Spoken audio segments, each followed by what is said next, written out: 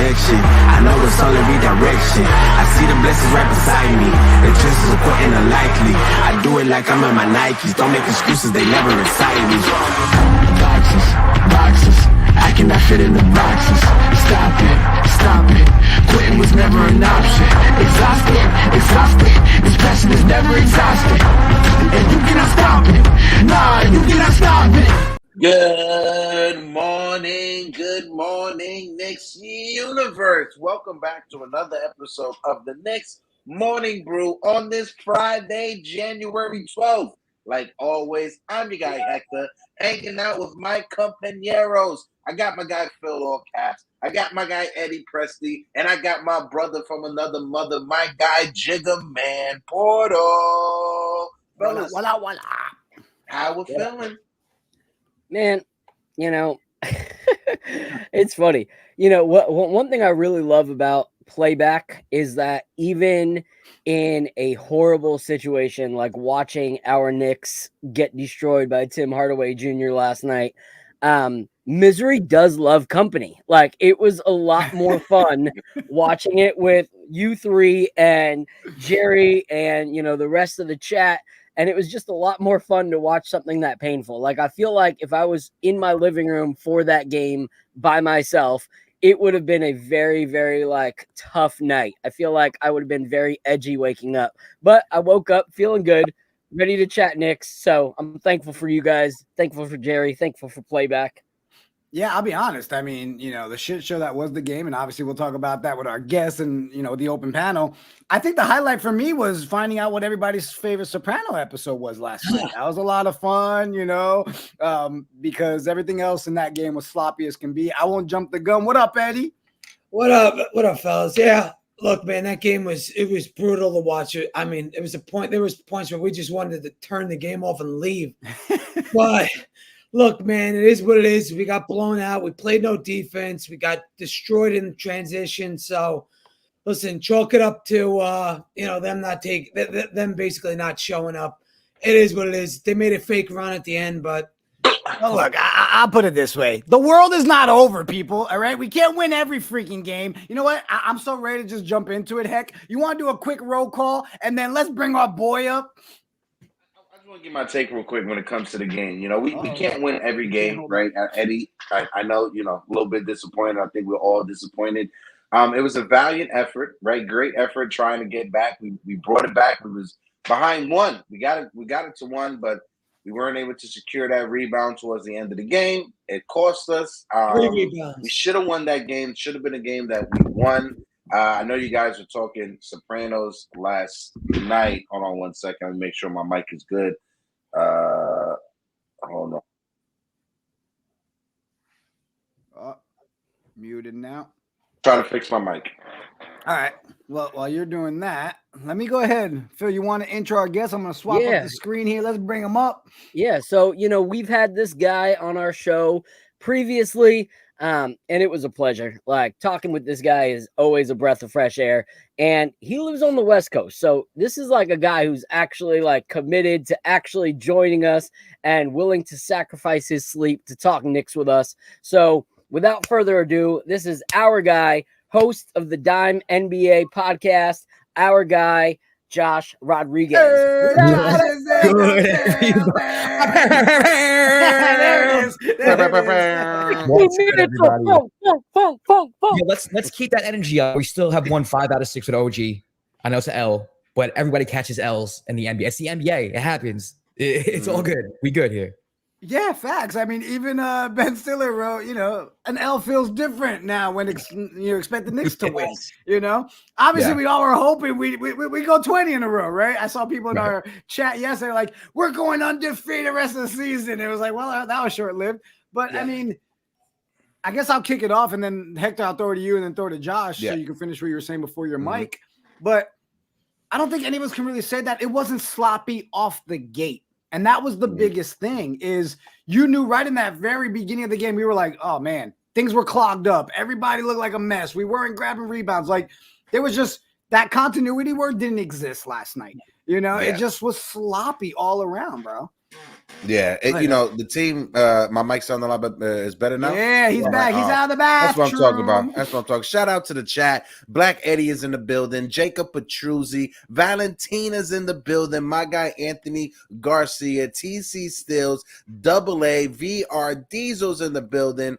Eddie, stop blocking people on X. Oro Solidos that Eddie blocked me. Eddie Soft. Shout out Anthony Garcia. Like I said, Chris N is in the building. Salute. But no, I gotta agree with all of you guys on your take when it comes to last night's game. We didn't show up. The team wasn't prepared. It looked like we reverted to the Knicks that showed up when OG wasn't in the lineup. But hopefully, we wiped out loss away. Short-term memory. It's the NBA, like Josh said. Not one team is going to finish the season 82-0. You can't win them all, and we just got to be prepared for our next game. We have to do better against teams that are over 500. That's the issue. When it comes to teams that are under 500, we are 15-1. When it comes to teams that are over 500, as of last night, we are 7-15. And if we want to be contenders in the Eastern Conference, we got to switch that record around, and we got to improve against teams that are competitive and are over 500.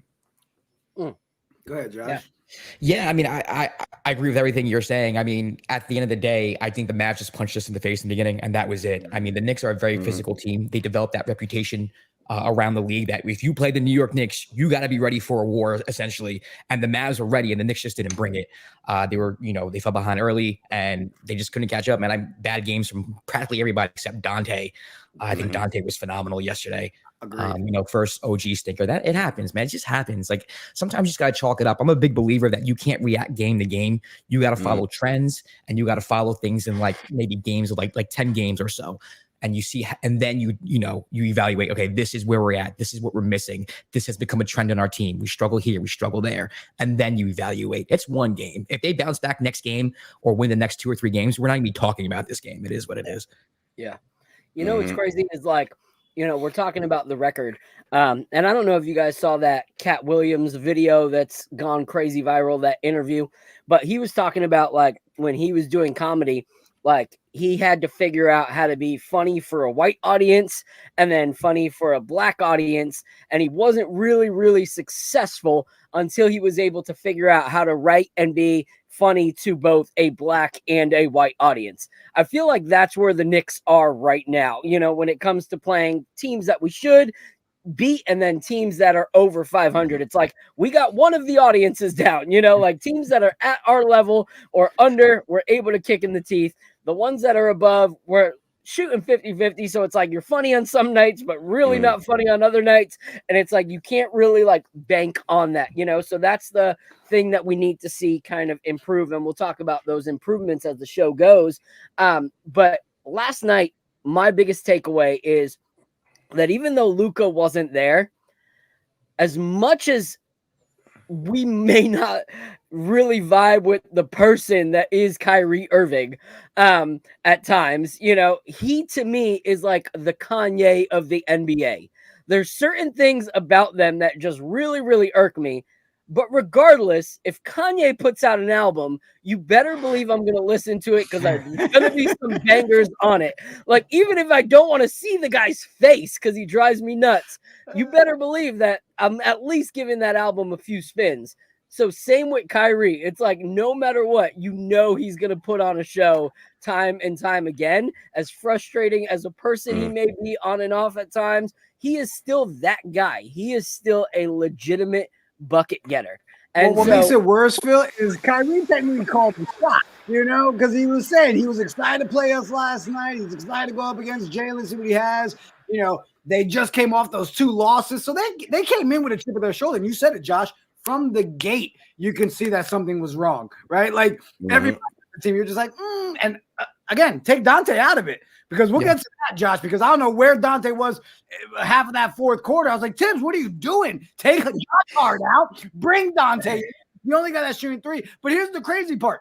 The entire game, we kept coming in within 11, 12 points, and then they'd slap us in the face. 11, 12, slap us in the face. And then we still brought it within 1. With all the shit show that it was, we still came in within 1, which was mind-boggling. It was like the fakest comeback of lack of effort. It was so weird. I don't know. Listen, we got punched in the mouth in the first quarter. They outscored us 44-26, and we were chasing them ever since. We cut it to 3, I think it was. 6 in the third quarter, and then 1 in the fourth. And the only reason why we got back into it in the fourth quarter is because the Knicks shot 63% in the fourth quarter. So, and Dallas, they went cold. At the end of the day, it was a fake comeback. It was a Knicks tease. It is what it is.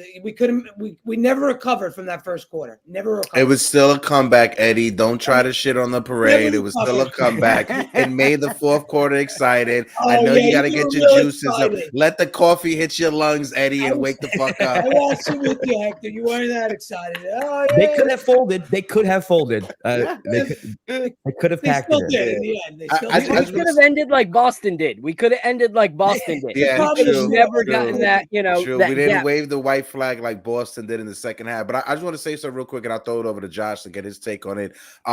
You touched on it a little bit, Phil, but I want to take a second to shout out to Kyrie Irving, right? Regardless of how you feel about Kyrie Irving, 40 minutes he played last night, 15 of 26 without Luka, 6 of 10 from the field. Like I said, a combined 44 points, a +9, 10 assists as well. 10 assists. Got to talk about that. He was finding his guys. Tim Hardaway Jr. went off as well, 32 points, +12 when it comes to the plus minus. I'm going to throw it over to you, Josh. What was your take when it comes to both Kyrie Irving and Tim Hardaway Jr., who always loves to have these revenge games against the Knicks? Well, Kyrie was interesting because I was expecting OG not to lock him up, but for his length to kind of bother him. And they put him in a lot of pick and roll situations. And I think with the personnel the Knicks have now, like they're probably able to switch a lot more often. But Kyrie was able just kind of to break coverages because he's Kyrie Irving. And to be fair to the Knicks defenders, I mean, he's hit a couple jump shots. Like he hit one in Dante's face where Dante was just literally like this in his grill. Yep. He's Kyrie Irving. I mean, sometimes you're just going to get beat. It happens. So for me, like when I see Kyrie going off like that, it makes me mad because like obviously it's hurting the team, but at the same time, it's like it's Kyrie. Does Tim Hardaway Jr. stuff though? I mean, we've seen him. Like we know that he can carry you to a win, but we also know he can shoot you out of a game as well. And the Knicks, what frustrates me when they have these defensive lapses, when they get killed defensively, it's usually from the 3-point line. And so, when those are sinking, I think he had like 6 threes, right? He had 6 threes yesterday. Those are just deflating. And you can't have players like that beat you, especially when Luke is out. It has to be Kyrie and just Kyrie. I wish Tibbs would have doubled Kyrie earlier in the game. That's what I was waiting for, because once the ball got out of Kyrie's hands, that's when the Knicks started making their runs. You make other people beat you. And I'm shocked that Tibbs didn't go to that earlier. Yeah, it was really the fourth quarters when we really saw him really start bringing the double team at Kyrie, because I remember Jerry last night in the playback was like, oh, now you finally want to put the double team on it?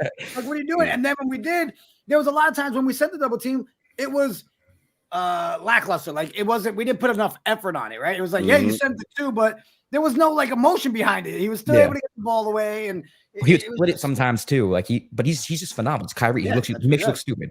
He's just that's so great he is. But when it comes to Tibbs, yes, we got to give him credit for the fourth quarter finally figuring out. But it was with like 6 minutes left in the fourth quarter when he decided, you know what, fuck it, let's double team Kyrie, and that's when we started coming back. Well, Jerry had said one of the things on Wednesday, if you guys remember, was he feared that we'd get to a game where we weren't hitting the 3 like we've been hitting. Yes. Right? Because think about it, guys. Week after week, we talk about if our Knicks have more than 20 assists, we win a game. We had what, 27? 28 last night. 28 last night. Yeah, Right? 27. We sit there and we're like, oh, if Jalen Brunson and Julius Randle both have 30 plus games, we win. They both were over 30 points. Right? So again, another game where even though we lost, a lot of narratives are broken and you got to question things, right? Because guys, our three, let me read it off. OG 1 for 6 from 3. McBride 1 for 4. Julius 2 for 7. Brunson 2 for 6. Outside of Dante's 5 to 10, then you had what, Grimes with 3 for 6. We were shooting less than 33% from the 3, and they were hitting everything against us.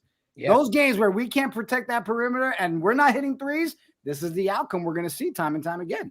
And last night lost real quick, and I'll throw it over to you, Phil. I just want to say this.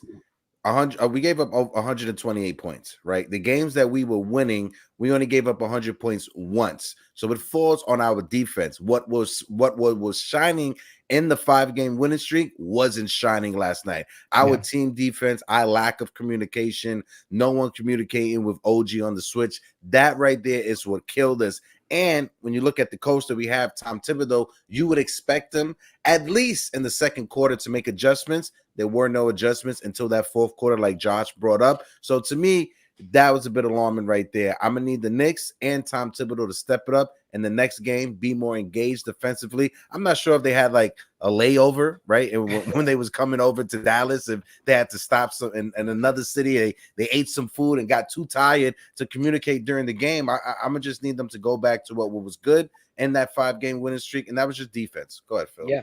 So before I do, I'm gonna do this highlight real quick to our guy Double A. Thank you so much for the super chat, Double A. You actually chimed into exactly what I was going to talk about that Black Eddie had posted. So double Kyrie from the gate, we win easy, and that's something that Black Eddie said. Nick should have doubled Kyrie and blitzed the 3 and forced them to go inside. If you look, when our backs were against the wall in that desperation fourth quarter, and we're actually fighting back, what did they start doing? Double teaming Kyrie.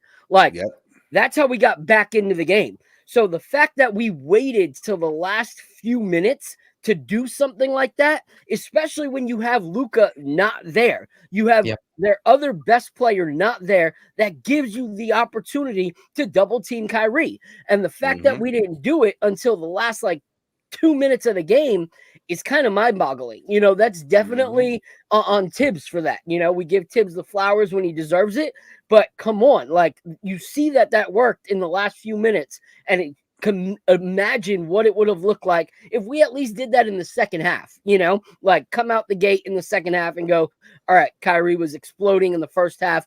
Let's double team Kyrie moving forward. But it didn't happen until it was too much, too little, too late. And that's a little bit disappointing. Yeah, I also like to add too, I say this with love because I like him a lot as a player, but Josh Hart just didn't have it yesterday. You have to recognize that. Tibbs to me is just too stubborn rotation sometimes, especially when you have Dante shooting the ball the way he's been shooting it. He's not a minus defensively. You need points, you need the 3 ball to get back into the game. He should have brought Dante in earlier. To me, I think Tibbs, he obviously plays favorites. I mean, I'm not a Tibbs hater.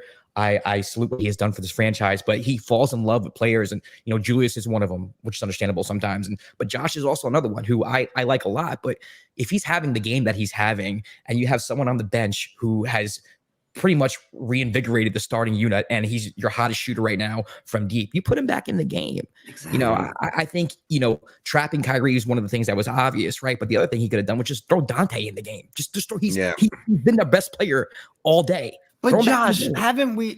And again, and not in a negative way, but again, we see it time and time again when it comes to Tibbs. You get the hot hand, and for some reason, we always see him say, "Okay, come to the bench for a bit." I've never understood why he always goes with the hot hand, sits at the wrong time. It always mind-boggling. On automatic. Yeah, that's what it is. He put the sliders up. The coaches follow the game, feel the game, and it's interesting because just for instance, for example, the 2-guard position, Josh Hart can finish at the 2, Dante can finish at the 2, and Grimes can finish at the 2, right? We have those 3 options. Now, who you like in order, it doesn't matter, but whoever's having the best game that day should finish at the 2, essentially. And yesterday was Dante. Yeah. And this is a great point. He's a template coach. If you've ever worked with anything from a Canva, like template, or in Final Cut or in Adobe or whatever, just putting out the template does not look good. Like, you have to make the tweaks when things need to be tweaked. Like, if the color's off, you got to adjust it. You can't just put it out there. And there's times where Tibbs does that, where it's just like, well, this is what I do. Oh, this is where Josh Hart comes in. Well, no, Josh Hart yesterday, and I can say maybe the last 2 or 3 games, besides some of his hustle, his shot has looked pretty off. Like, and he keeps on taking it, and it's just like dink, dink, dink. I don't know how many times I can hear that sound in one game and it be okay. Like, not hitting the bat. Yeah, this right here. Like, hey, man, I had it on deck for you, Phil. I had it ready. Rain Man.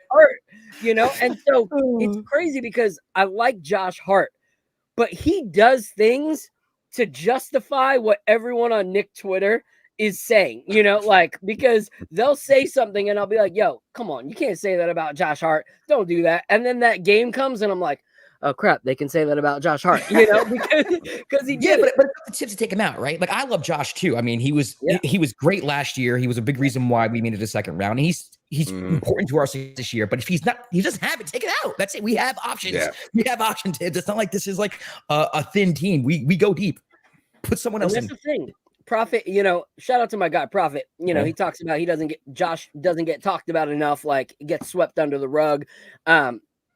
I don't believe he's overpaid, especially based off of last season, but that's debatable. And the trade talk things. This is something that people need to stop talking about, though. He is not getting traded. He is not. Like, you do not revolve around a guy like Jalen Brunson, bring in his squad, say this is your team, and then ship off his squad. Like, the fact that Ryan Arcidiacono even has an NBA career when he probably has the same athleticism as the guy that brings him his towel on the sidelines. Like, the fact that he is an NBA player on an NBA roster, and we have guys in our G League that can actually ball and will never see a minute on the court, yet Ryan gets a minute or two here, shows that this is Josh Hart's team. Ryan is not on the team because he brings something to the team. He is on the team because Jalen Brunson said, yo, I don't want to leave out our other best friend. There's 4 of us. Like, he needs to be here too. And that's why Ryan is on an NBA team. So Josh Hart is not going anywhere. Yeah, but they should have never paid him that contract, fellas. If we're being real, that contract was a big, big overpay. I don't care what any of you guys say. It's 12 this year. Great. That's fine. But then it goes up to 18, 19, and 20. You really want this guy at, that money for 3 more years after this year? I don't know. I think it was a big overpay.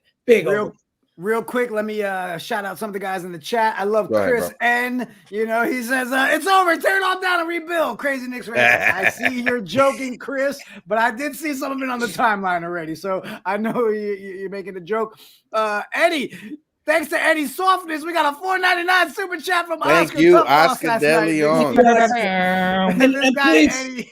Listen, we're a very broke channel. If you could give us $1.99, whatever you could give to keep the lights on. We're a very poor channel. Please.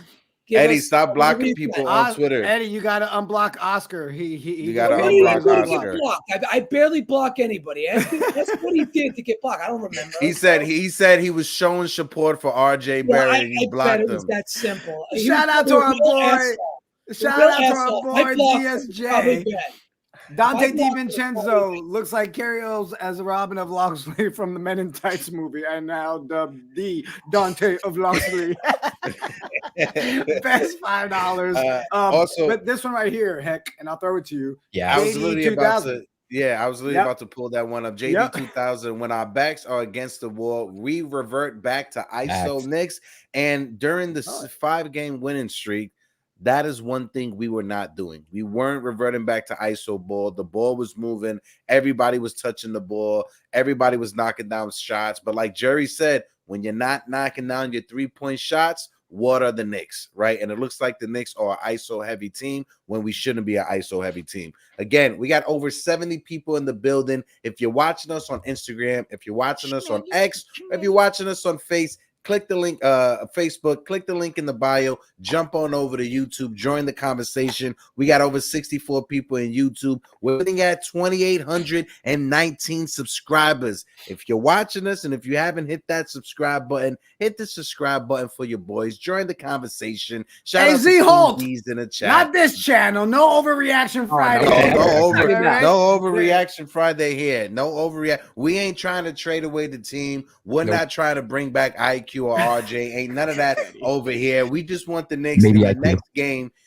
Josh, we just want the Knicks in the next game to revert back to what was good for them in the 5-game winning streak, and that was defense, defense, defense, and team basketball. No more of this ISO heavy nonsense. Yeah.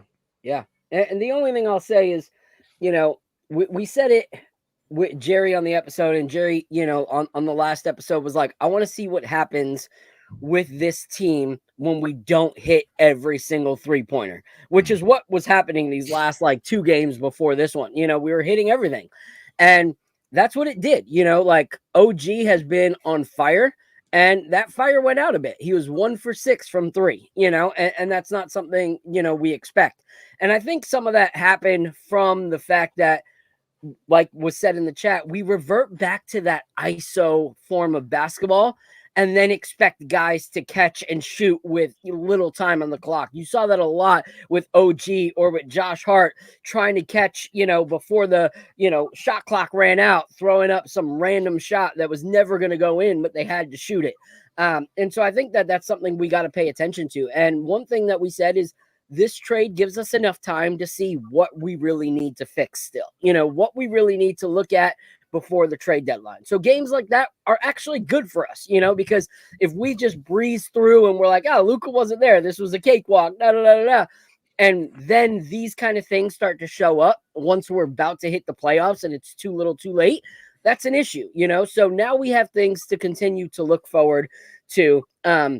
But I will say that I think that we still played better than we would have if we would have had bland offensive players. So let's transition to that part of the conversation. And that's not a real stab at RJ. It's just funny to watch Twitter blow up on Carmelo Anthony's podcast. Did you see that, Josh? Did you see his newest episode? I read the quotes. So okay. I didn't read. I don't know the tone at which it was said or the context surrounding it. So it's a lot of, overreaction. Like you got people that loved Carmelo Anthony last week, but now that he has critiqued RJ Barrett's game, all of a sudden hate Carmelo Anthony and want to forget he was ever a Knick. But the conversation was just him and his co-host, and they were talking about the trade and if it was good.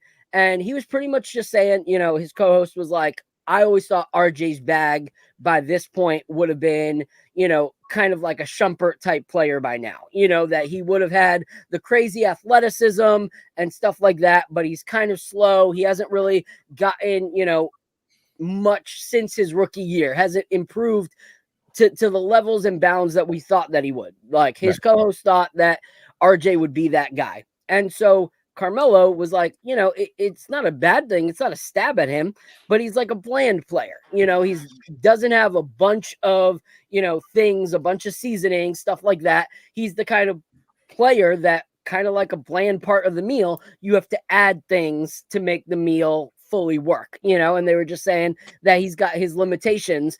And for this organization, it wasn't going to work, and so I don't disagree. Like he was saying, like, how many times is RJ driving, trying to either get contact, get fouled, and go up with the left hand? That's going to be 90% of his game, And so that's what they were talking about. And people are kind of overreacting on it. But at the end of the day, he said that he thinks, he's going to develop into a better player where he's at in Toronto. But he felt like he hit his ceiling. So not one lie was told, essentially. Exactly. I was just about to say, not one lie was told. It's everything Twitter space says. It's funny because people that are getting mad are people that have said this kind of stuff but that's when what RJ was with him. Yeah, that's what I was saying. Not one lie told. That's the thing, right? It's one of those. We can say it because he was a Knick, and if anybody else says it, don't talk about him. No, which is crazy. because it's coming from the mouth of one of the greatest New York Knicks players who knows more about playing the game of basketball than any of us do. But and if he took it the other direction, like, man, RJ, he was going to be a superstar, the Knicks made a mistake, those same people would be like, oh, he's supposed to support the Knicks in this trade. People just want to complain. That's what he didn't tell one lie. He didn't tell one lie. Even Deej in the chat, what up, Deej? He said, Melo ain't tell one lie. Billy said, sensitive times we live in. One successful number 3 overall pick, critiquing another number 3 overall pick. He's bland. He didn't lie at all. How many times have we all sat there and been like, yo, I would love to see emotion from RJ. Right. Yo, why RJ be going up the court looking like he's 65 years old sometimes? So the man is literally saying things that we've said over the last several years. It's just now it's something new to talk about. So I didn't take it. But again, it's how each person perceives it themselves. I didn't take it in a bad way at all. He's completely He said RJ is bland. He has no seasoning. It's like the food in Europe, just no salt, no pepper. It has no seasoning. fucking vanilla ice cream. What is Jan? He said it takes a lot for Josh to agree with Melo. Oh man, that's no, but I get it. It's a mixed bag. You have some RJ fans that are still in their feelings right now, so they're just looking for anything to pounce on. RJ wasn't the only topic of that podcast. Yeah. He brought up the whole thing with the Denver Nuggets and how they gave the Joker his number when he felt it should have been retired. So Melo, he was venting. Cat Williams, I think he opened a can in 2024. Everybody is coming out venting. You see the ladies on the Charm podcast from the original Charm. They have a podcast. They've been venting. We've seen it's just been a madness. Yeah, Stephen A. Smith lost his mind on Jason Whitlock. It was hilarious. Yeah, Cat Williams made it acceptable that if someone says, hey, how you doing? That you're going to just be like, F you, fuck you, and you. You guys got anything you want to vent about? Let's get it off your chest right now. Come on. Yeah, just get it off your chest. It wasn't just venting and it wasn't just critiquing. Like, he had some really good points as well. And we'll play this clip because I think yesterday's game kind of showed something that a lot of us believe we still need. And he's in agreement of something that we still need. So we'll play this clip real quick. Mm-hmm. Yeah. Can the Knicks make Eastern Conference Finals? I think they can. I think they can. They not many teams is structured that way, like to stop you first. You get what I'm saying? Yeah. They are created and built to stop the other team, like defense first. The only thing that comes down to that is no matter how great your defense is, offense always outweigh. You need buckets, bro. Because the game is and I say that the game is about a bucket. So you can play all the defense that you want in the world. If this guy is about a bucket, he gonna get a bucket.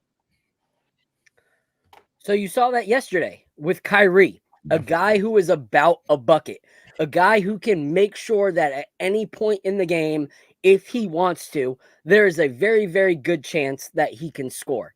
And our defense has been great, but a lot of us have talked about needing somebody else that can have the ball in his hand and just create a bucket when we need it. Like, we have Jalen Brunson, but they know we have Jalen Brunson, that's kind of just being like, all right, that's your target. Like, don't let him score, and Randle has some great times, but like, it has to be in the right position. Like, we've seen some of those like dribble out of control, like when the game isn't going your way situations even yesterday, So having an actual bucket getter, and I know it's probably not going to happen, but like a Dejounte Murray type player, gives us that flexibility to now not just need to rely on Jalen Brunson getting that bucket. Because if he has an off night, what are we going to do? What are we going to do in the playoffs? We go up against a team like the Bucks or Miami, and we need a bucket getter. Most teams have more than one bucket getter. We need to get more than one bucket getter. Someone that has that assurance that they can turn it on immediately. We need insurance for Randle in the playoffs. That's what we need insurance for Randle. And I know the Dejounte Murray thing is kind of being overblown. I don't think he's going to get traded this early because Atlanta doesn't know what they have. Jalen Johnson just came back. And the other, the Bulls, They don't know what they are either. They just won. I think it's 4 in a row.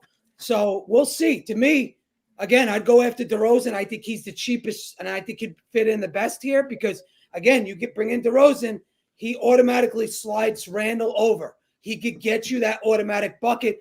And for me, he's the cheapest. He's not going to cost you all these unprotected draft picks. So maybe they could work something out with Chicago. But right now, if I'm Chicago, I'm not selling because they're like right in the play-in. So we'll see what trades present themselves. But I still think the Knicks need another piece. Yeah, well, the thing is, and I'll toss it to you, Josh, is we've been talking about needing that other shooter anyways, even during the 5-game win streak, right? Yeah. So I just want to make it clear for people in the chat that are always here with us, you know how we are. This isn't overreaction Friday. Oh, that's it, blow it all up. No, the only benefit of a loss yesterday is seeing some of the deficiencies that we have from what we've been riding that high.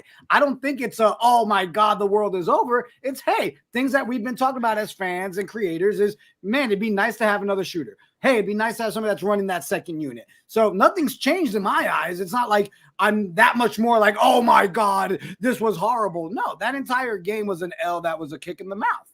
And again, as bad as it was last night, guys, we still end up bringing it within one. Granted, it was only the last 4 minutes of the game, but it was like it was all game. Again, I said it before. We got to that 11 mark, and then they'd stop us. It was just it was inconsistent. Yeah. I mean, for me personally, like when I think about the Knicks and when they struggle offensively, if the first unit struggles offensively, it's because they're playing too much iso ball and there needs to be ball movement. If the second unit struggles offensively, it's because they don't have shot creators. And to me, with the first unit, it's like, okay, well, that's not necessarily a personnel problem all the time. Like Julius can create his own shot. I don't think we give Julius enough credit sometimes. Like he can go wild. I get it. Like, and you never know what you're getting from him. But at the end of the day, he can create his own shot if he wants to. So to me, the more important piece would be to bolster the bench and get someone who can create a shot off the bench, which would be Brogdon. You give away picks. I mean, at the end of the day, the Knicks assets right now, if you think about it, it's Fournier, it's Grimes, and it's picks. I don't know if I want to give away all of our picks or whatever, or our assets for someone like a Dejounte. You know what I mean? It's like, and then what do we do next year when this doesn't work out? So for me, they got to be methodical. They got to be careful. And I think Brogdon is a safe bet. He's someone who can create his own shot as well. I mean, he's not on the level of like Jalen or like a Jason Tatum. I'm not saying he's that, but he's somebody who fills that need.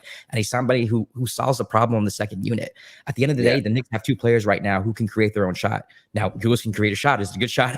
Not all the time, but he can. So what Eddie said, I think Eddie hit it right on the nose. Like, we kind of need Julius insurance. Someone wwho can step in and be that second guy who can create a shot.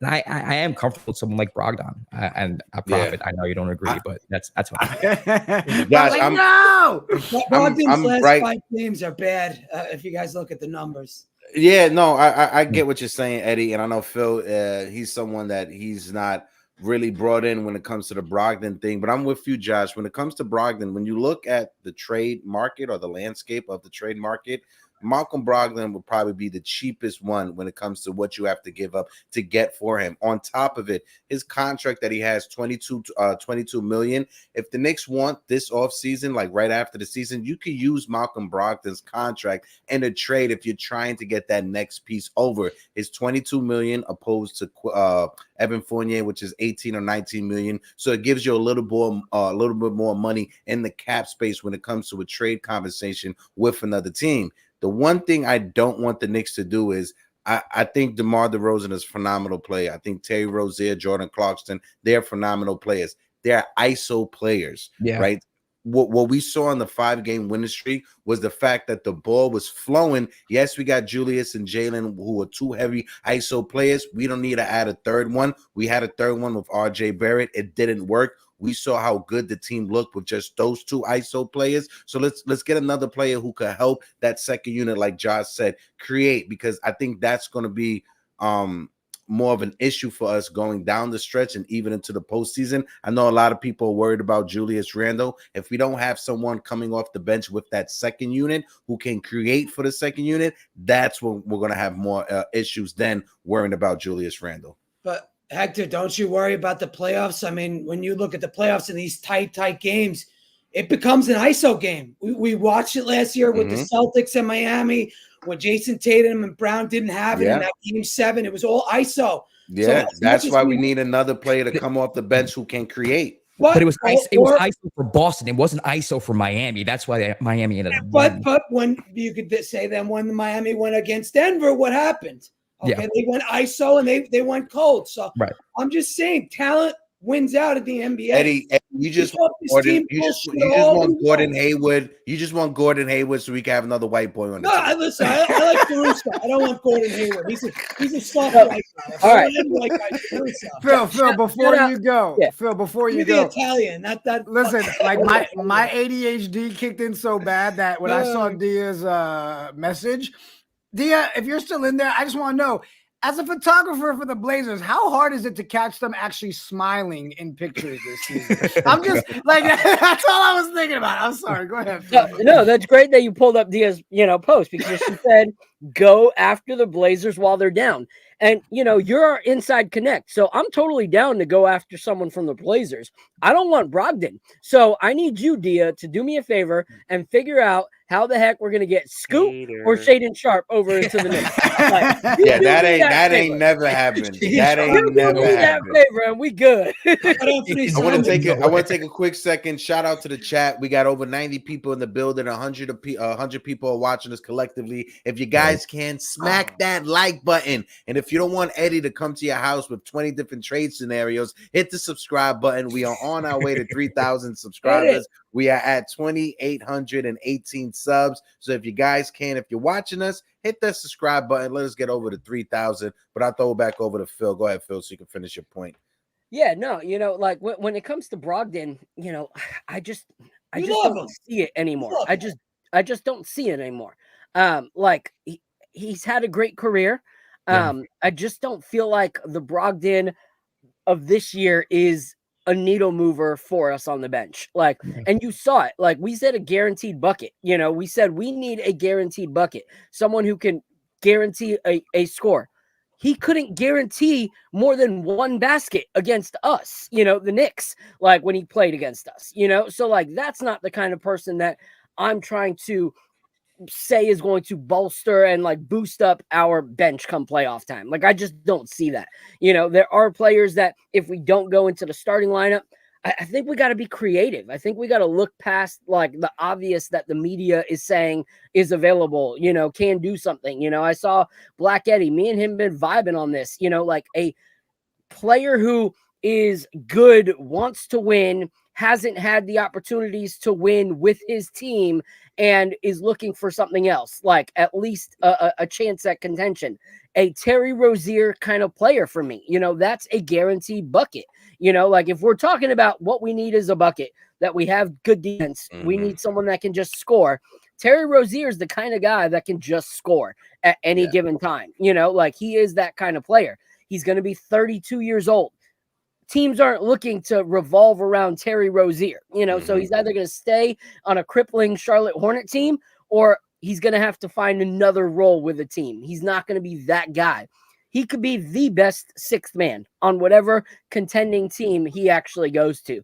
And people might not see it, might not believe it, because they think that he's going to stay a starter for till the day he dies, apparently, but that's not going to be the case. And when we watch another team do that, I am going to pull the receipts and be like, he could have been our sixth man. Now he's rocking with the Lakers or the Clippers or someone just to win a chip.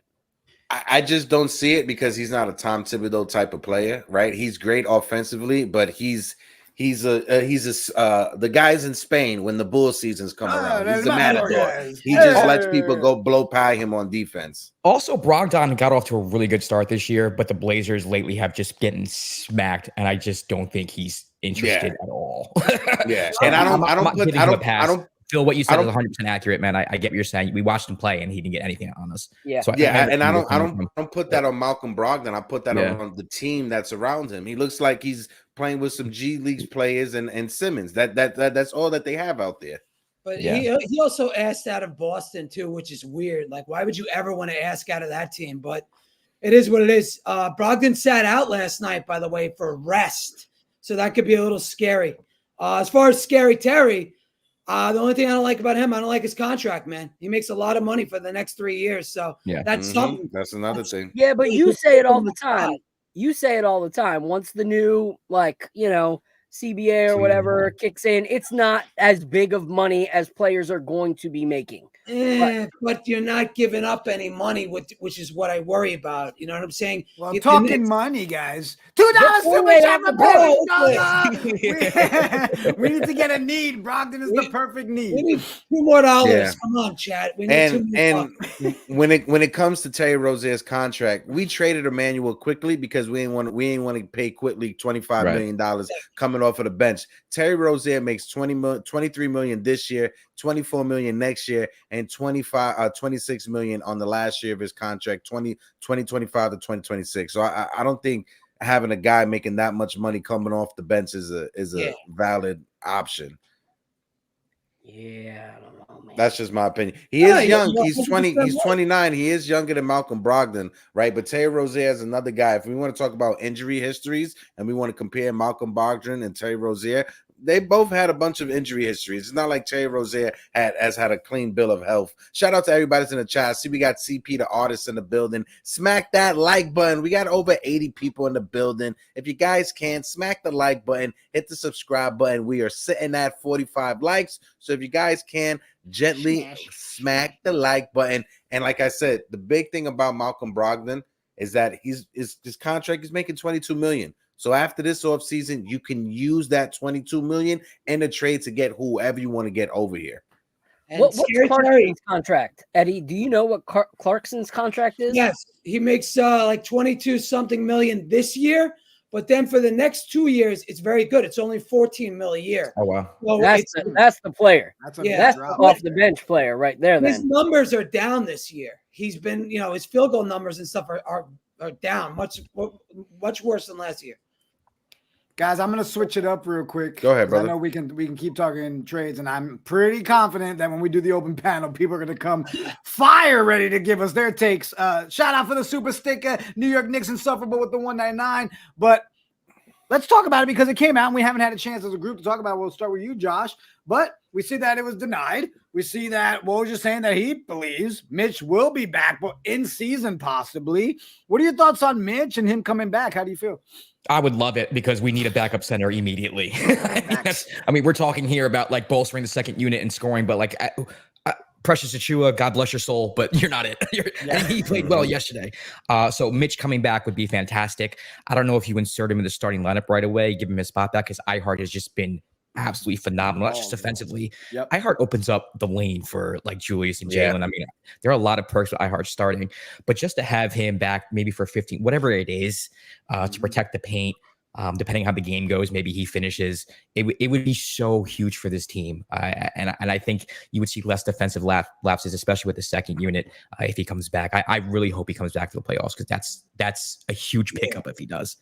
Yeah, especially for that second unit. I could see Mitchell Robinson being a perfect pickup to come off of that second unit with that squad out there. Listen, Mitchell Robinson, he was having an amazing start to the season. We was having conversations about how he should be at least all NBA defense first or second team, let alone defensive player of the year. What he was doing in the passing lane, leading our team when it comes to steals per game, we've been missing that, right? And credit to Isaiah Hartenstein. I think we keep iHeart in the starting rotation, let Mitch come off of the bench. So Mitch, we're not sure how his stamina is going to look. It's not the same. You could be on a treadmill every day of the week, but it's not the same like running up and down the NBA court or being in practice. So stamina may be an issue for Mitchell Robinson. That's why I think a bench role will be perfect for him going into the postseason. Yeah, maybe he won't get hurt. Maybe he won't get hurt as much. Maybe that too, Eddie. Yeah, that too. And I feel like people take it the wrong way when if you're sitting there saying, "Hey, Hart should stay in the starting." The fact that we have somebody that can let Mitch come back and ease his way back in, that's a plus. That's a benefit. That's a good thing to have. And to be able to sit here and say, "Hey, the guy that we had in our second unit is balling out," and the entire fan base loves iHeart now. So it's like, hey, this isn't iHeart's better, so he should start. It's a better move to have him in that starting rotation. Let Mitch get back healthy, really healthy, and prepare for the playoffs. The fact that we can have those kind of two twin towers to hold us down going into a playoff would be freaking ridiculous. So it's not a who's better to me. And that's the thing is like, there's speculation. Will he make it? Will he not? The fact that we're not getting that exemption you know, like when we would take every penny we can, you know, as an organization. The fact that we're not getting that exemption is what gives me the hope and promise that he will come back.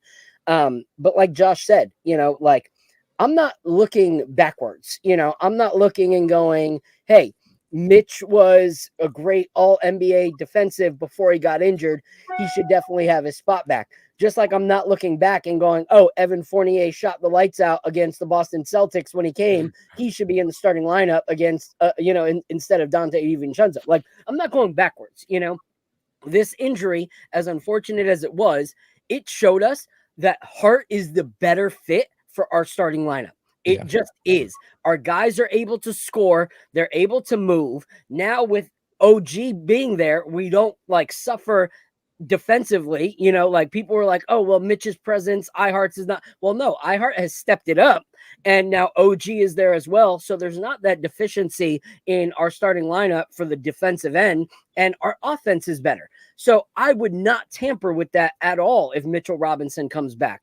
I think Mitchell Robinson off the bench would be great. You know, having him come off, playing those minutes, helping our small second unit actually have someone in the paint, because you look at that unit, that second unit does not have the same issues where they have a whole bunch of guys that drive and need Mitch out of the paint. They don't. Grimes is trying to shoot from three and every once in a while shooting. Josh Hart shouldn't be shooting as much as he is. So that's a fix there too. And, you know, McBride not driving to the paint. So it wouldn't be a a jam in the paint like it would be in the starting lineup. And Precious Achiuwa is not a center.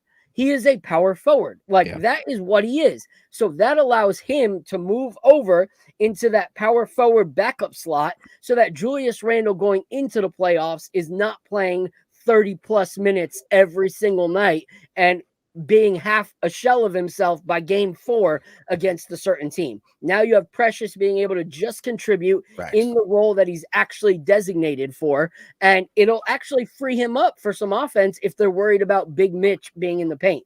Right now, they're not worried about Precious in any way, shape, or form. So that actually helps us a little bit. And to my guy Smooth, he put a comment up, and I want to throw it to you guys. Does the panel feel that the Knicks will make a major move or minor move DeRozan to New York? I know DeRozan to New York is like Eddie's dream, but only thing is I think we will make one move, but I don't think it'll be a major, because in order to be a major move, we would have to fix two things: the scoring and our backup big if Mitch doesn't come back. And I don't see us doing a trade with two more teams this year. I don't, so you would need to find a team that has both of those things. And there's very few teams that we're going to get the backup big and a scorer, in one trade. But what are your guys' thoughts? I'll throw it to you first, Hector. Something minor. I think a major move will happen in the off season. I don't think it'll happen right now. God forbid anyone gets hurt, barring injuries or anything like that. So I think a minor move when it comes to refortifying that second unit. Josh, I was on the train of wanting to get a backup big, but then the Mitchell Robinson news came out, and I'm not sure of the front office, knowing that Mitchell Robinson is a possibility of him coming back. I don't know if they'll go out there and try to get a major piece, maybe something small, what's his Daniel? I keep on forgetting his name, Eddie Gafford. And Washington, maybe Gafford from Washington, just to fill the hole until Mitchell Robinson comes back. Or Malcolm Brogdon is somebody that I want because he's not going to cost you as much. You may have to give up a couple second-round picks instead of first-round picks in order to get Brogdon away from Portland, because they want to get off of that money and they want to get off of that contract this offseason. So sending them Evan Fournier and a second-round pick for Brogdon maybe could get the deal done. You still have that expiring contract with Malcolm Brogdon this offseason. If you have to use them in the trade, I want to keep putting it out there. Expiring contracts, those are commodities in the NBA. And we've seen this front office during the draft, trade draft picks so they can have multiple draft picks in future drafts so they can have more assets. It wouldn't surprise me if they flip Evan Fournier, because there's no crazy move out there that they like, just so they can have an expiring contract and Malcolm Brogdon for the offseason. Yeah, it's going to be a minor move for sure. The Knicks, the front office has showed that they're very methodical and they're very patient. When they make a move, it's with a purpose, and they go after a specific player. And I don't think this front office has a specific player in mind right now, at least. So I do think that it's going to be, something small, like something to bolster the bench, or maybe what you said, Hector, something that like Fournier for some picks or something like that. I think if you're a Knicks fan that's looking for a huge trade by the deadline, you're going to be underwhelmed. Yeah, listen, I agree with you guys. I think the front office is extremely conservative, and they're going to make a minor move. But if I was them with this team this year, I would make a big move if you can. Again, for me, I keep going back to DeRozan because that Chicago Bulls team, if they decide to sell, they have a lot of players we could use. They have Drummond as a backup center, making $3 million. Peanuts, okay? They have DeRozan, who could be a potential number 2, making $28 million. Send them Fournier and the Obi exception. The money works there. If you want to get crazy, you could get Caruso. That could be involved in that, in getting bolstering our bench. I mean, that could be basically an Eastern Conference Finals type of team there. So we'll see. Again, it's January 12th, January 13th. We still have a ways to go before February 8th. Yeah. And these teams have to decide on what they're going to do. They don't know what they are yet. So we got a long way from now until February 8th. And we've talked about it since the trade, right? To me, and I've said it time and time again, is the biggest benefit, obviously outside of what we're seeing on the court, of getting that trade done so early is that it was done early. We're able to sit here and really see what we need to do. Yeah. And if everybody wants to say, oh, well, the loss last night and bug out about it, I'm still going to look at the sample size of the 5 wins because that's greater than the 1 loss. And okay, we know what we have with that group. So I do believe if we do anything, it is going to be minor. I don't see anything major happening. But what's funny is, Phil, when you say minor or major, I guess it's who you ask what they think is a minor player and who's a major player. Because some people will look at, oh, Dejounte Murray has a big splash. And then you got other ones that are just like, oh, no, skip that. Like I want it to be so I don't know. I think it'll be something minor. Better. Yeah. So we're going to do the open panel. I dropped the link in the chat. We're going to set that up. So guys in the chat, ladies and gentlemen, it's simple. You come up, give your takes, hang out, be respectful, be nice, let people get their takes off. It's not here. In other words, don't be a douchebag. Before I do that, I saw Knicks Prophet. Wait, was it someone had asked a question? JD 2000. There's one of them. Yeah, which one's that? How y'all going to feel if they don't get off Fournier this deadline? He doesn't exist to me, bro. I'll be pissed. I will be pissed. I will be pissed. I will be pissed also because we was told that according to the reports, we was going to use Evan Fournier's contract in order to make that massive trade. And if we just let Fournier walk and the Kemba Walker situation and Evan Fournier is just us giving a first-round pick and letting Evan Fournier walk away without us getting anything in return for having to deal with him and his contract over the past couple of seasons, I think that'd be a failure on the front office. But like I said, don't be surprised if they flip him for anything. They'll flip him for something. If not, they'll home alone him at the airport. Just forget about it. This is why it would piss me off even more is the fact that it undoes everything that that contract was supposed to be. Like when we signed him, we had the choice of him or DeMar DeRozan for the same amount of money. And we chose Evan Fournier. If we let that money walk out the freaking door without recouping anything, that's worse than trading an 8th round pick for 2 2nd-round picks. That is just to me, it undoes the celebration that I've had with this front office of getting OG. Great job. Now do something with this absolutely horrible Fournier contract. Season's done. Fournier's still on our roster and he's gone for nothing. That's a wash for me. So they have to do something. I don't care who it is. It's got to be someone. They could always his option.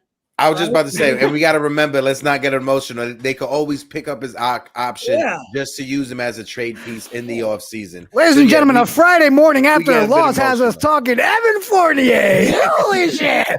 Only here. 5 option on his contract. Only on the Knicks Morning Brew will you get a 15-minute conversation about Evan Fournier.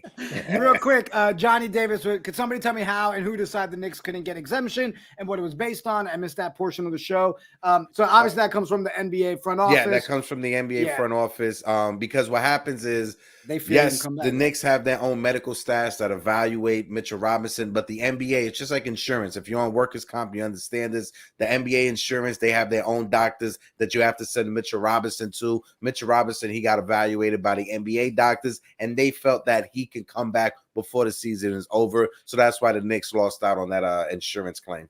And then I want to throw this one to Josh and Eddie. But Bobby in the chat, what up? Bobby Santiago says, what about a Tyus Jones and Daniel Gafford trade? That would solve the backup PG and backup center need. What are your thoughts, Josh? I would love Tyus Jones and Daniel Gafford, but at what price? Yeah, you know what exactly. I mean? Again, like I said before in the show, we have Fournier, we have Grimes, we have picks, right? At the end of the day, us Knicks fans, we want a bigger move at some point, right? We want a player who's going to take us over the top. And if I'm going to give away Fournier or Grimes or Pitt, whatever, I don't want it to be for Tyus Jones and Daniel Gafford. I think they fit. I think they're fine. But at the price that the Wizards are probably going to ask a team that's rebuilding, they're going to want picks. They're going to want a young player like Grimes. And then we're going to get away Fournier for something. I just don't think it's worth the price. But, you know, if the price is good, if it fits, count me in. But I don't think the Wizards are going to be cooperative. No, we talked about it. We talked about it yesterday, you know, a little bit when we were talking about Tyus Jones.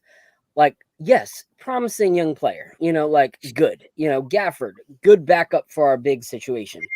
But at the end of the day, are you really trading that much for a 12-point, you know, per game, 52% shooter, you know, like that you're going to throw in Grimes, who is now over these last few games, you know, had games where it's, you know, 12 to 19 points, you know, per game, you know, like to me, that's too much. You know, if you're doing like a Fournier and maybe some second rounds, you know, and you get something like that, then of course, you know, boost our bench. You know, Washington's a cluster right now. So, you know, who knows, you know, but for me personally, like to give up a Grimes or any first round pick for a Tyus Jones Gafford combination, that ain't it for me. You know, that's not it for me. And Tyus Jones, his contract expires after the season. Guilford, he signed the contract extension with the Wizards. He makes $12 million, $13 next year, $14 million the year after. So unless we're just saying bye-bye to Hartenstein, right, keeping Mitchell Robinson and Gafford's going to be the backup, I don't think that's the move that the Knicks would make. It's creative. Or the other way around. Or the other way around. It is a creative move to throw out there, you know, having the conversation, but I don't think that's a move that the Knicks should entertain. Because like you said, Josh, they're a young team. They're gonna want young assets. They're gonna want draft picks. They're gonna want Quentin Grimes, and that's not a move I'm making for any of the capital that I have when it comes to assets. And why would the Wizards just want to give away Gafford when he signed for another couple of years and he's having a nice season for them? What, they're just going to give the guy away for pennies on the dollar? They're going to want probably at least one first round draft pick for him. So I'm not doing that for this guy. He's young. He fits their timeline when it comes to that rebuild. Yeah, he fits. I like insufferable. He said, don't make a move unless it's a player that opens the opportunity for something better down the line. Stay solid. Absolutely. I like that one. Facts. All right. So I know we dropped the link, guys, in the chat, ladies in the chat. Feel free to come up, share your takes with us, shoot the shit. I forgot we had open panel Friday, so I'm going to take my ugly face off. I'm going to move Josh over to the side, and we'll bring up our first call. Oh, he cut off? Yo, what up, Double A? Double A, what it do? Salute to you, Double A. How you feeling after the loss? Where's your mind? I'm like Eddie, man. I'm feeling like Eddie, bro. I think we're taking this loss too lightly, if anything. See, if we're going to have a true title contending attitude, then we got to realize games like this where we should win, we need to win. Okay? Come on. The Mavericks were losing their number one player.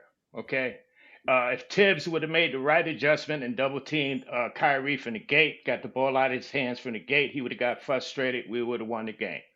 this is what I'm saying. We need to take these games seriously. I know it's just one game. I know we won 5 straight, but this comes down to, I think my man Phil made this point. We can have anybody we want. We can trade for anybody we want on this team, but if they're not used correctly, and if Tibbs doesn't get off his stubborn ways, like, oh, it's got to be this way, then we're not going to go for it, man. But what I'm saying, if we're going for something this year, let's go for it. You know what I mean? Let's make a real thing. And we got to realize, uh, Bride and Grimes, are they going to be consistent in their roles for us? Because as we see, that's big. That's big. That's big. And I'm not a big fan of Julius and Brunson now that RJ's gone, going in the 20s, for shot attempts, man. Let's spread the rock, man. Let's get OG involved. Let's get our hottest shooter right now, Dante, involved.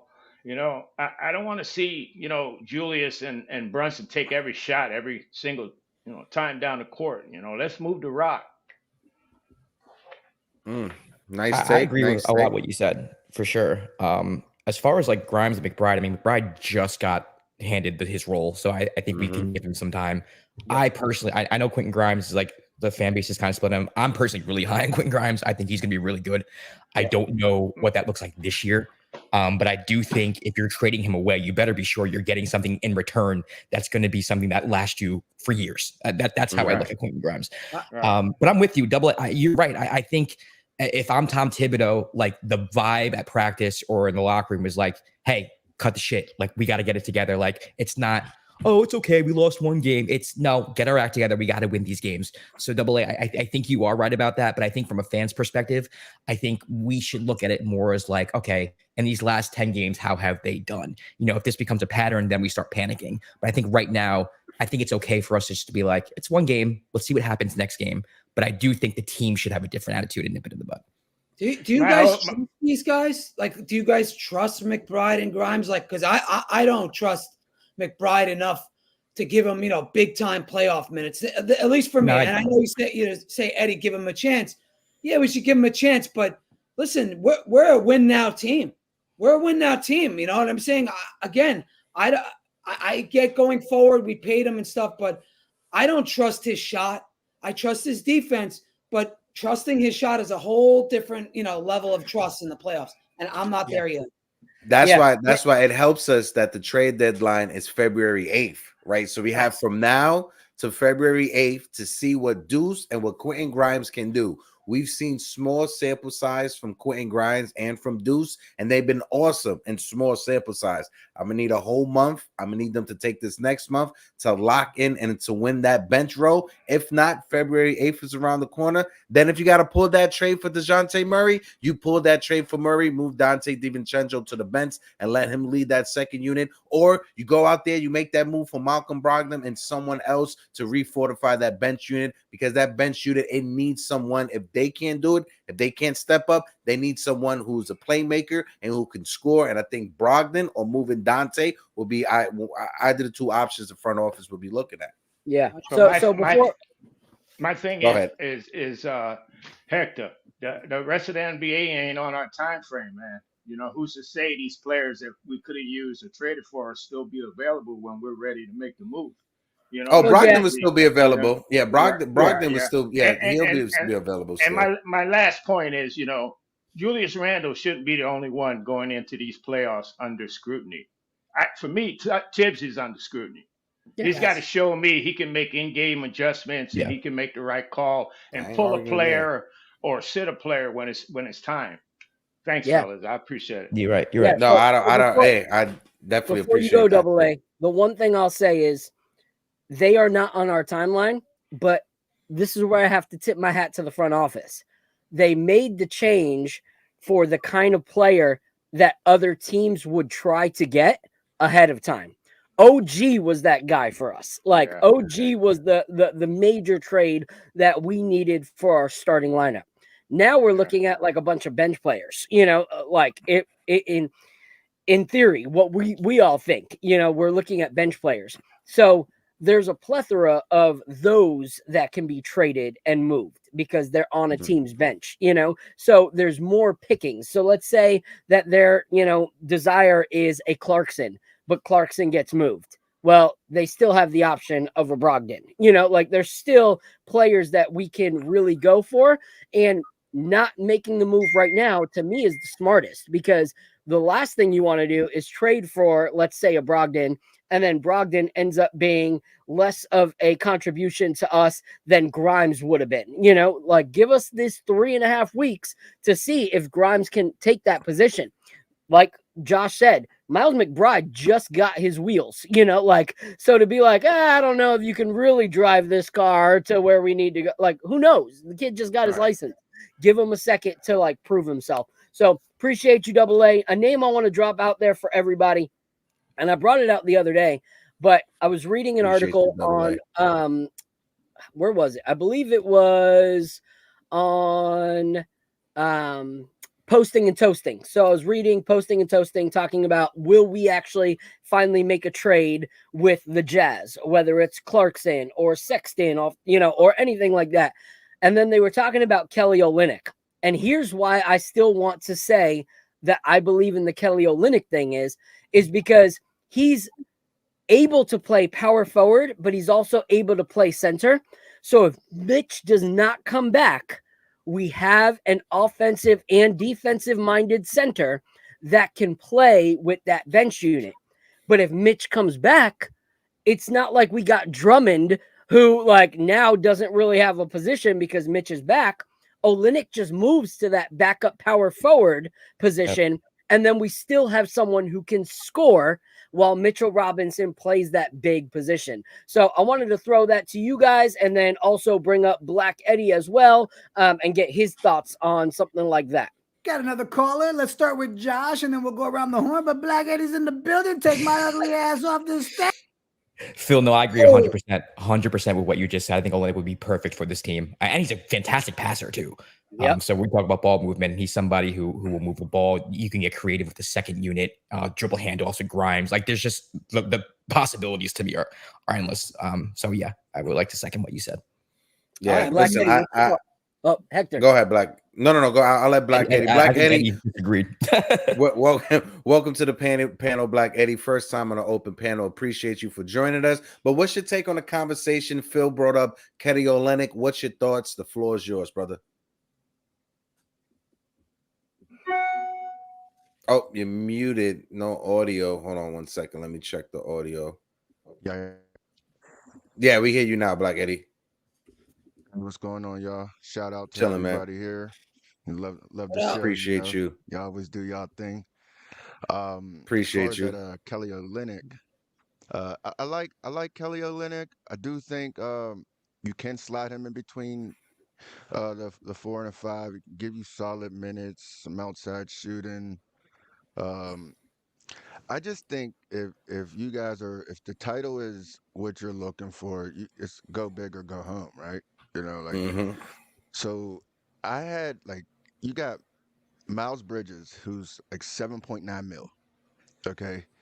He's looking for he's playing for a contract right now. So I understand he had his issues and stuff, but there's a lot of people that had issues. Let's be honest. And if he can give you what he does, that's 20. That's like 20 and 10 a game, right? Mm-hmm. If you can package that up with Rozier and imagine having that off the bench. There's 2 contracts that are affordable. I know Rozier is a little expensive, but that dude is a bucket, man. He shoots good percentages and everything. He also has a very good assist to turnover rate, which is very, very underrated about him. I think you can get 2 people like that, or maybe if you are looking for the Olynyk, you have to get Clarkson with. You have to get Clarkson with. Olynyk to me is just not a big enough trade to put you guys over that hump. I feel you need 2 guys, and maybe like a backcourt tandem or 2 guys that can come in off the bench and give you solid minutes and scoring. It sucks for Mitch, but Yeah, that's kind of where I'm at with it.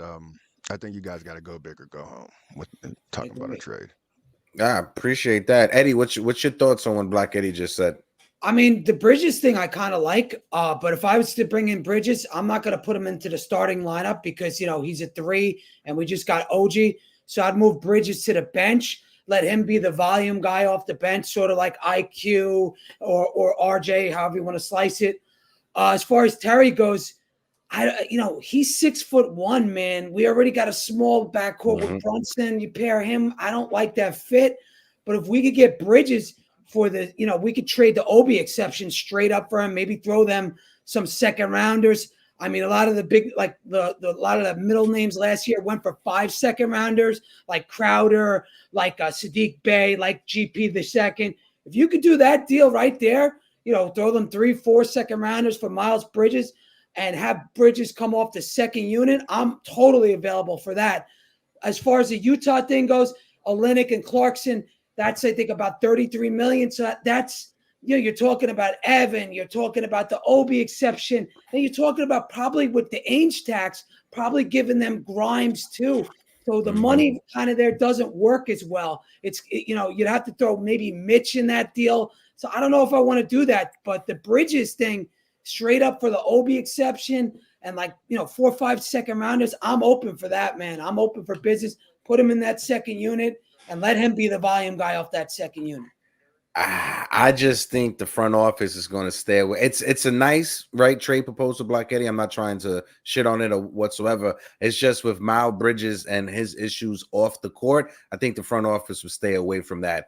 It'll be a different situation if he just had that one case that he was dealing with from last year, but he had that other thing that popped up this offseason. So it's like 2 different cases that are pending, and there's a reason why Charlotte doesn't see him and their game plans for the future going forward, right? There's a reason why they're trying to get off of him or trying to let him shine so he could build up whatever trade value he has. I think as if you're front office, you're staying away from Miles Bridges, right? Charlotte, they're just trying to see what they can get for him, and I don't think there's a team out there that may take a swing on him. There may be one GM that may take a gamble, but then that GM may lose his job the next year afterwards. I'll just say this. Some of the best moves in NBA history are trades for guys with character issues. Go back to Dennis Rodman. Go back to Latrell Sprewell. Go back to Ron Artest. Go back to Steven Jackson. Sometimes you make these moves. And it's different. It's different when it has to do with. It's different when it has to do with domestic violence. When it has to do with DV, it's totally different. They totally do not look past that. I mean, if he was vindicated or whatever, I'm just saying, he wasn't vindicated. There's footage of there. He wasn't vindicated. That's the thing. Like Josh said, there's footage of him throwing batteries at his baby moms. So they're staying far away from him, and I would also. And also, not that the opinion of the Knicks fan base as a whole matters, but when Charlotte came to town, they booed him mercilessly, just booed the crap out of him every time he touched the ball. So I like where your head's at, Eddie. I mean, the prototype of Miles Bridges, it makes complete sense to me. Eddie, you know more about the contract situation than I do, but I just don't think that's completely realistic. But the Clarkson Olynyk thing, I think, I don't know what they would have to give up for that. I don't know how the contracts match up, but those prototypes, that makes sense to me. Yeah, awesome. And I agree. Miles Bridges before all the drama. Yeah, of course. I'll take him in a heartbeat. Even move him into the starting lineup. Let's find a way to make that work with him and OG. But after that, it's funny because you think of New York. There's probably a lot of people in the stands with character issues, and if New Yorkers with character issues are booing you when you come to the arena, the front office isn't doing that. The front office knows the unwashed miscreants that are sitting in the stands. Soprano is booing you at MSG. You got people that have probably late night licked the subway pole and they're booing you at MSG. We got that kind of stuff going on. So there's no way Miles Bridges is coming on over. Yeah. Black Eddie, last thoughts before you get out of here. We got, I think, one more person. If not, we're just throwing it around one more time. But last thought, when it comes to the trade deadline, besides the New York Knicks, do you think there's any other major moves that will happen, when it comes to the trade deadline, which is around the corner, February 8th, a few weeks away? Yeah, I'm a really big believer that Dejounte Murray's gonna be a Laker. I just hear like there's a lot of chatter. Rich Paul and I watch a lot of little videos and barbershop talk and stuff like that. And there's big connections. And I heard he just like made a really big investment over there in some type of sport, getting some sporting complexes built or something like that. Once you start making the moves over there and start buying houses and all types of stuff there, it's you usually end up there. So that's where I'm looking at. DeJounte Murray, a Laker. Yeah. And one thing I'll say is, regardless of your debates, LeBron James is the GOAT at getting any and every player that he wants to go play with him in LA. Like, you get a 1-year opportunity to make LeBron happy, and then you either stay or you go based on that. But he has the recruiting power of he's got the best recruiting power in the NBA. Like, if he wants you there, he's going to find a way for that front office to bring you there. So if DeJounte's going to go somewhere and try to help, you got to think LeBron's kind of desperate right now. Like, he wants to win a ring again before he retires. And everyone he's bringing in has flopped, so I think he's going to keep on trying to bring players in until he retires or gets that chip. So I think DeJounte Murray could wind up in LA. When it came up that he was the second, that they were the second team that had shown interest in him, I was just like, yeah, that could be a wrap. Like, if we don't get him in day 1 or 2, which we obviously haven't, that he was available, I think someone else is going to snag him up, and LA has a huge potential to do that.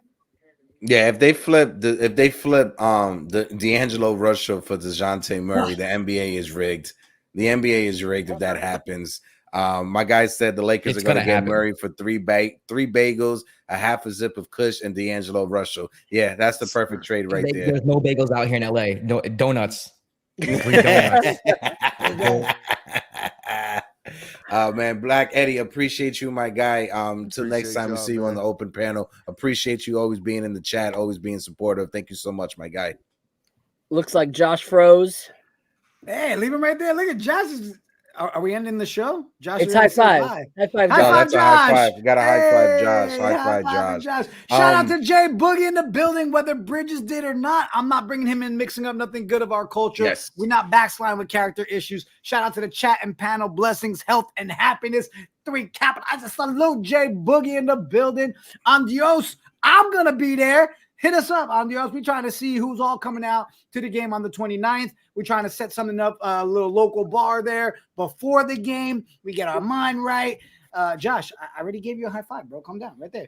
Josh, he came backstage, so I'm gonna remove this Josh so we could bring the real Josh. Hey, high fiving you, Josh. I think the LA Wi-Fi got pissed off at my LA joke. Don't talk bad about our donuts. All right, so not speak ill of this. We got a game coming up. We got a game coming up tomorrow against Grizzlies. No, Ja Morant. Ja Morant's gone. So what are we thinking? Desmond Baines is dropping 50. I'm saying that right now. we got OG's length versus Desmond Baines T-Rex arms. I'll take my team. No, I think it's going to be a solid game, very competitive. I'm looking for the Knicks to bounce back. I brought up the stats earlier, how the Knicks play against teams under 500 versus teams over 500. Memphis is a team that's under 500. So Tom Thibodeau should have everyone watching film on the things that were bad. So that way, when we play Memphis, they do not revert back to doing the bad things. And we go back to doing the good things, which is team defense, team basketball, swinging that rock around and stop the heavy ISO play. Yep. And like Nelson brought up, Marcus Smart now injured. So that's another, one of their, better players. Biyombo's gone now. They waived him. Yep. Mm-hmm. Yep. So yeah, but we also can't take it lightly. They were without these guys the other night, and they actually beat the Mavs. So we just got beat by the Mavs. So I think your guys are right. It'll be a good game. But we beat them last time, right? We handled the Grizzlies, I thought, pretty well last time. Mm-hmm. Yeah, what was it last time? Let's just hope they show up and play some defense. I mean, that's the biggest thing. Let's come out and have some energy and not be so lackluster like the way they came out against Dallas. That's all it is. If they play team defense, they play their game, knock down their shots, we'll be fine. We should win. And that's one thing we got to make sure, though. Like, just because those guys aren't there, Desmond Bane is still a great shooter. We need to make sure that we're not, allowing him to catch fire, because yes, they're guys that typically will kill us, but you got Luke Kennard's playing, right? So Luke Kennard can shoot. You got Bane who could shoot. You got Jaren Jackson Jr. that is still a good player, so you can't act like just because their main guy isn't there and their best defender isn't there that they're not still a good team, that they don't still have players that can score. So I want to make sure that we don't come in there thinking that this is, we played bad, now we're going to show out. Like, no, play your game of basketball. Don't let the foot off the gas, like actually go for it. Punch him in the mouth. That's so what angry, Eddie. Just punch him in the mouth. Yeah, I just want to see some energy. I want to see like they care. Like that, we watched that game yesterday. It was a nightmare. So yeah, Billy said it best. Come out, and make it that defense isn't optional till the fourth quarter, like yesterday. Like if the defense is there off the gate, we're not sitting there just hoping every 11 points that we're coming back and waiting for the last 2 minutes of the game. And I feel like, and again, no shade towards Josh Hart, but can someone please go talk to Josh and just say, Josh, you don't have to shoot that three every time, bro. There's a reason why you're open. There's a reason why they're letting you stand there to take that shot, is because they don't expect it to go in. So maybe there was twice last night, Josh, I'm sure you remember it, where he drove to the hole and then he did his pass out. That super jump that he likes to do in pass. Yeah. And 2 times he should have gone up with it and not passed it out. And then the times that he's wide open on the three shooting those, I'm like, Josh, you should have drove it in that time and not shot that three. So it's those little things that really frustrate me. Don't make it harder than it needs to be for the team overall. You know what I mean?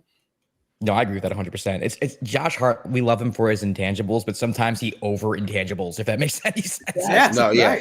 Just score, bro. Just right there. He over Josh Hart shit. That's what it does. Like, we love Josh Hart, but for the little things that he does, but sometimes he does too much Josh Hart out there. Yeah, you need to bring this back. Yeah, I had to. And that's the thing, is like, we didn't sign him to be a bucket, so find other things to do. Like, I like when Josh Hart actually like runs fast pace and just drives. Like, that's you can do that. You can hit a layup. Let's keep doing the layup. The layup is good. Josh Hart layup, good. Josh Hart shooting threes nonstop, bad. Like, let's fix that. That's very, very easy to understand. And so one thing I want to say is the effort at the end of that game was very hard to watch when it came to grabbing rebounds. And if you look at that last 42 seconds where we let them get 3 possessions to actually then get that 3-pointer that pretty much put the game away, we had it if we would have actually gone up for rebounds. We had a lot of guys watching to see where the ball was going. You can box out your guy while watching. That's the great thing about boxing out, is you can have your guy behind you and still watch instead of, all right, now I'm going to move. Like, that's just amateur, like, basketball knowledge. Like, don't just watch the ball, go for it. So I feel like we threw away that game in the last, we threw it away when we first came out, but our second attempt of the game, we threw it away with our lack of like rebounding education for some reason in the last 45 seconds of the game. So when we needed Josh Hart to be Josh Hart, that would have been one of those minutes right there. But it is what it is. Man, Josh Hart's just got to get his rebounds, get the steals, And he should be the guy that's running in transition, get some transition buckets for us, easy buckets. That's what we signed Josh Hart for. Not to shoot threes, not to drive into the paint, to dish it out like a wild madman. Just play your game, Josh Hart, man.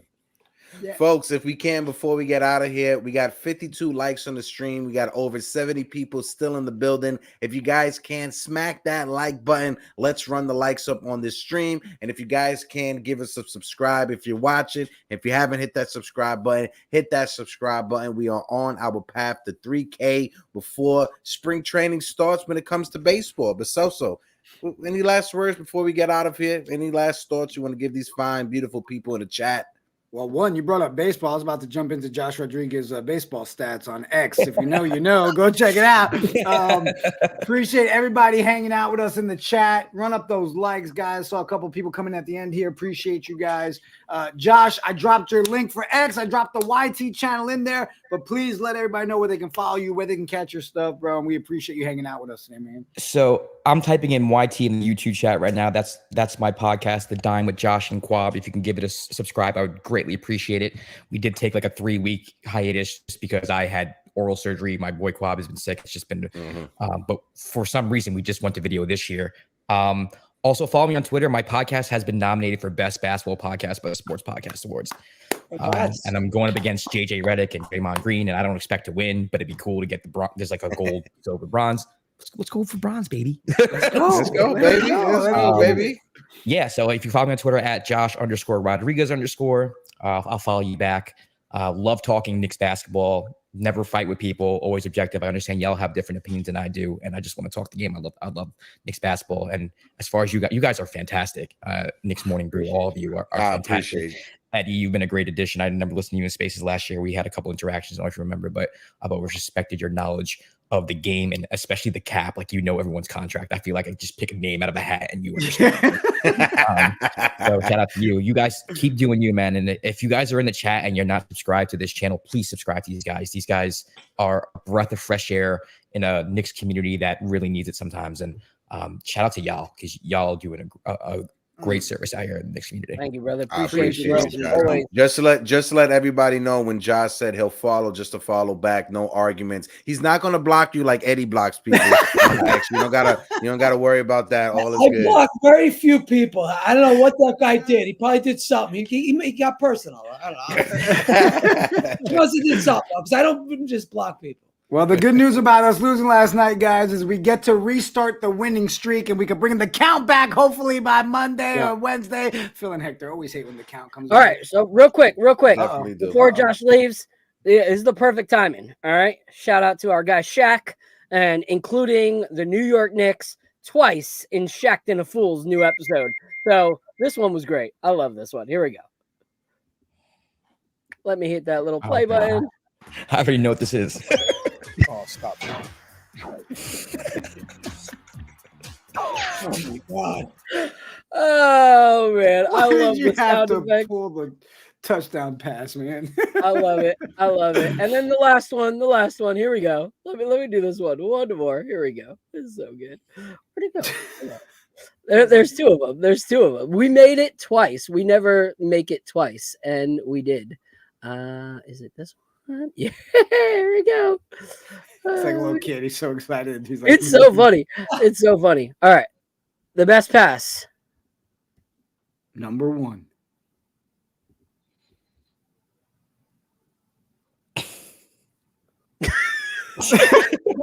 Oh, why? Oh, I love it.